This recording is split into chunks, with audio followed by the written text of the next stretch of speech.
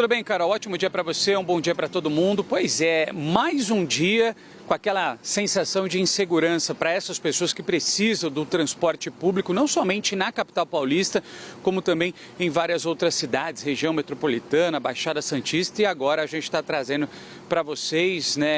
mais uma vítima dessa violência, desses ônibus que são apedrejados, as pessoas que estão ali dentro dos ônibus e reféns, A gente está falando de um menino de 10 anos, não temos informações e não foi repassada pela Secretaria de Segurança Pública, a gente está monitorando, mas a gente sabe que ele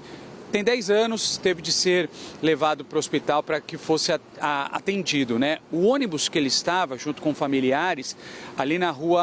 Avenida João Jorge Saad, na região do Morumbi,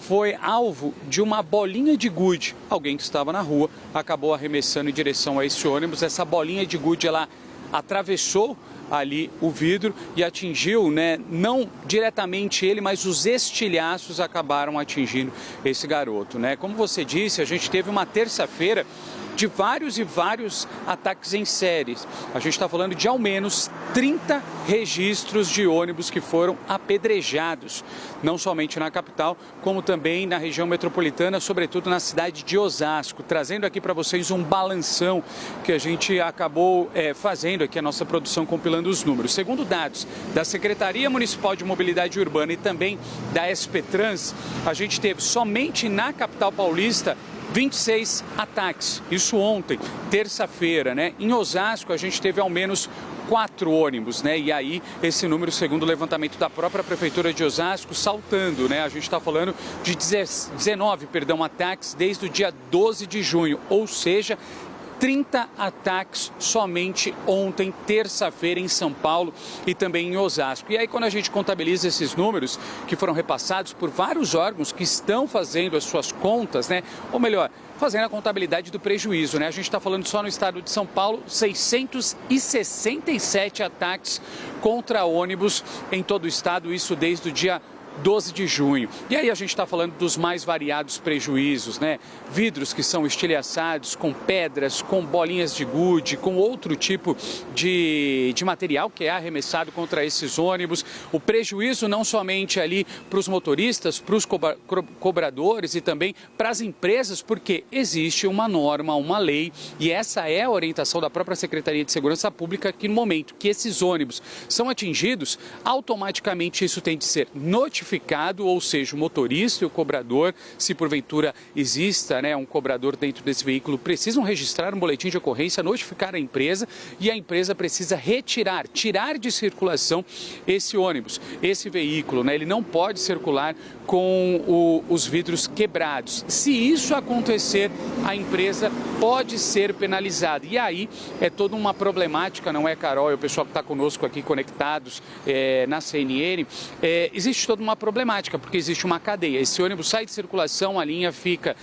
desfavorecida, com menos veículos circulando, a população que precisa dessa linha também vai ser prejudicada, obviamente, ou então, se essas pessoas estão dentro desse transporte, vão precisar descer ali num ponto, esperar por um outro veículo para que possam entrar. Então, é toda uma problemática em cadeia que gera a partir do momento que esse ônibus ele é apedrejado e precisa sair de circulação. Com relação às prisões, você me perguntou, a gente estava tendo uma certa dificuldade porque não existia um compilado, Carol, que estava sendo repassado pela Secretaria de Segurança Pública com relação aos números de prisões, mas agora a gente teve uma informação que a Polícia Civil informou que até o momento 8 suspeitos com possíveis ligações ou até mesmo participações em ataques nesses transportes, ônibus do transporte coletivo, já foram presos na capital, na Grande São Paulo, sobretudo, e também na Baixada Santista. As investigações estão avançando, elas continuam, pelo menos aqui na capital paulista e também na Grande São Paulo, estão a comando do DEIC, a delegacia que está investigando esses crimes e esses atentados. E a gente relembra, para a gente finalizar esse resumo, de mais ataques em série a ônibus, que existem ao menos 3 linhas principais de investigação. Uma delas seria um elo com o primeiro comando da capital. Talvez essa linha seja mais enfraquecida neste momento. O segundo ponto seria desafios que estavam sendo propostos ou então estariam sendo propostos na Deep Web, e essas pessoas aceitavam esses desafios, iam para as ruas, estão indo para as ruas para arremessar pedras, outros tipos de objetos e depredar ônibus. E uma terceira linha, que talvez seja a mais